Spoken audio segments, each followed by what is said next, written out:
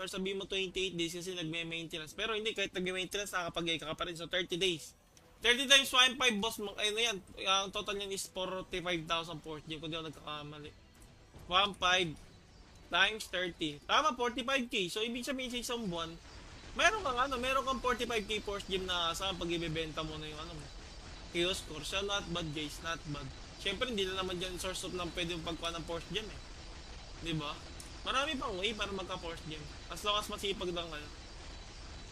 Lalong-lalo na pag yung Carter nyo nasa solo na yung Eka. Napakalaking bagay niyan mga boss legit. Sobrang laking bagay niyan.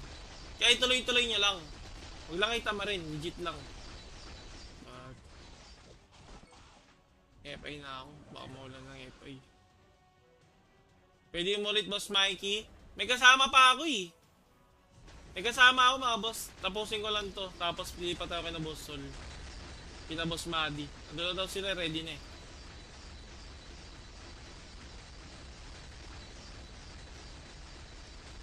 Dali. Maps guys. Ay, sarap ng panic cry. Talaga. Gamit na gamit ang panic cry. Walang divine ups ngayon, bossing. Na, tingnan ko boss doon sa susunod. Bibili ako maraming maglilipat ako maraming force gem. Magkano ako, maididivine ko tong suit ko boss yun. Wala pa divine, divine upgrade. Susunod. Upgrade ko Rayos. Talaga naman. Next. Next run guys, next run. Asan sila buddy? Ayun, party. Halika dito boss Ram. Ba't mo pinapatay boss Ram? Tayo naman to, pinapatay mo yung kasama natin eh. Gagi ka talaga. Party boss Ram. May code ba Mike? Wala namang code ngayon boss Russell. Meron DP. Ito dito boss. Kunin mo lang, ikituin mo lang dito. Pero yung mismong boss, code wala. Tara, pasok na tayo. Pasok para mabilis. Si Kabag sumama ulit to. Ito na yung sa inyo, di ba?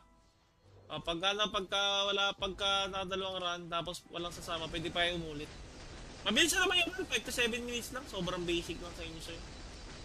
Napakabilis lang yung mga boss. Basag box. Ganyan dapat. Basagin nyo agad yung box. Para dire-diretso yung palo ko. Ay, naku po. Check anong nakukuha. Wala pa tayo nalulot. Malas Malas natin ngayon Wala pa tayo mapaldo-paldo pa. Diba? Ganyan talaga eh. Ganyan lang sa una mga boss. Magtiwala lang kayo, tatagos din. Isang araw makakakuha din kayo ng rare guys. Huwag lang kayo mawalan pag-asa. Ilan need CP sa auto dyan sa FG? Kaya ba 1.1M? Hindi boss Russell, mahirap. May ginala ako boss, 1.2M power FG. Maganda rin talaga yung items boss. Kaso hirap boss, hirap yung character niya dito.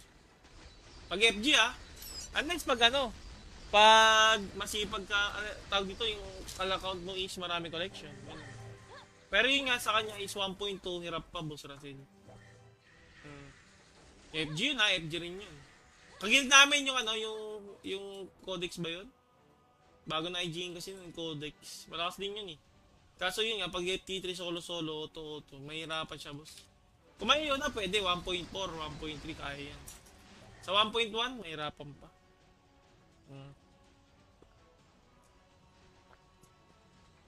Kung may yun ka, pwede. Pero pag wala, hirap. Auto-Vera kaya naman, boss. Kaya naman. Ang problema lang kasi, boss, sobrang tagal ng run mo. Baka 20 to 30 minutes ng run mo, boss, sobrang lugi ka na nun. Sa totoo lang, lugi ka na. Kahit itulog mo, boss, lugi ka na. Kung ganun lang, mag-ibang dungeon ka na lang, makalot ka pa ng mas magandang rare. Need pag solo FT3, dapat maikipangalan mo para sa all. Naku, boss, church, hindi naman totoo yan. Hindi, legit lang, guys. Ganito kasi yan eh. Gets naman, gusto nyo talaga makapag-FT3 solo. Wala namang problema dun eh.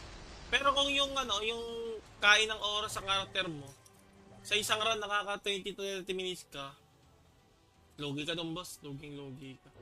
Pero try mo, wala namang masama eh. Labas na kayo, nag-aantay ako sa labas. Talaga boss naman. Pag naka-auto yan boss, BM3 or BM2 gamit mo. BM2, Boss Troy, BM2. Tomb Raider, BM2 lang to Boss Troy, all the way. Wala ibang BM na gagamitin, hindi BM2. Pag dito sa FT3. Pero pag Eka GI, syempre BM3. Ganun.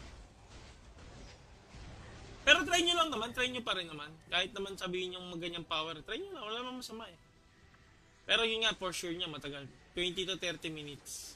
Kasi yung kagil namin, ganyan din yung power. 1.2 pa nga yun, going 1.3. Talagang tagal niya rin mag-FT3. Unless may mga super DPS kayo, like Blader, FA, FG, yan. Ay, hindi pala FG. DM, yan. Hindi naman DA, hindi naman super DPS yung DM. Saktong DPS lang. FG okay din, saktong DPS. Pero, iba talaga palo ng FG. Kung ikukumpara nyo yung palo ng FG sa DM, sobrang lutong ng DM. Laki difference guys, malaking promise. Pero try nyo.